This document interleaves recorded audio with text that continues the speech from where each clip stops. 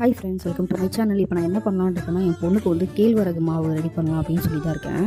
இதுக்கு நான் வந்துட்டு 1/2 kg வந்து கேழ்வரகு நான் கழுவி நான் கொஞ்சம் ஊற வச்சு எடுத்துக்கிறேன். அதுக்கப்புறம் ஒரு 2 நாள் ஃபுல்லாக ஒரு காட்டன் துணியில் நான் கெட்டி வச்சுட்டேன். அது வந்து முளை விட்டுருச்சு. முளை விட்டு பாருங்கள் எந்த அளவுக்கு முளை விட்டு வந்துருக்குன்னு சொல்லிட்டு 2 நாள் இது அப்படியே இருந்துச்சு. நீங்கள் ஊற வச்சு கெட்டினா தான் இந்த மாதிரி முளை விடும். முளை விட்டு பண்ணுறது இன்னும் சத்தானதாக இருக்கும். அதனால் நான் வந்து இப்போ இதை நான் காய வைக்க மாடிக்கு எடுத்துகிட்டு போக போகிறேன்.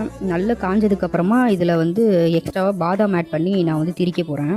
நம்ம வீட்டு மிக்சிலேயே நம்ம வந்து திரிச்சிக்கலாம். ஏன்னா இது 1/2 kg தானே நம்ம பண்ணுறோம். அதனால் இது நீங்கள் ஃப்ரீயாக இருக்கும்போது ஒன்ஸ் நீங்கள் ஊற வச்சுட்டு அதை முளைக்கட்டை வச்சு காய வச்சு நீங்கள் திரிச்சிட்டிங்க அப்படின்னா 1 month வரைக்கும் நீங்கள் வந்து இதை யூஸ் பண்ணிக்கலாம். குழந்தைங்களுக்கு காலைல டீக்கு பதிலாக ஈவினிங் டீக்கு பதிலாக கொடுக்கலாம்.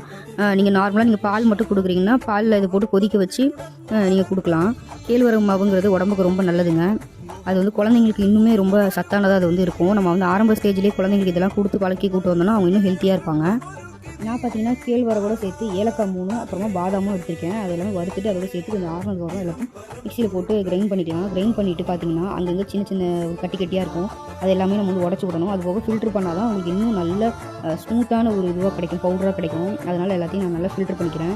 இந்த கேழ்வரகை பொறுத்த வரைக்கும் இது நன்மை அதிகங்க. ஏன்னா இது வந்து எலும்பு வலிமைப்படுத்துது. பிகாஸ் இதில் வந்து கால்சியம் அதிகம் இருக்குது. ரத்த சோகையை தடுக்குது. சக்கரை நோயை நல்லா கட்டுப்படுத்துது, கண்ட்ரோல் வச்சிருக்கு. அதே மாதிரி வெயிட் குறைக்கவும் இது ஹெல்ப் பண்ணுது. செரிமான பிரச்சனைக்கு இது வந்து நல்ல ஒரு தீர்வாக இருக்குது. உடல் சூட்டை தணிக்குது. குளுட்டன் ஃப்ரீயாக இது இருக்குது. கண்டிப்பாக நீங்கள் உங்கள் வீட்டில் வந்து ட்ரை பண்ணுங்கள். ட்ரை பண்ணிட்டு உங்கள் குழந்தைங்களுக்கு உங்கள் வீட்டில் எல்லாருக்குமே கொடுங்க. இது வந்து அவ்வளோ நல்லது.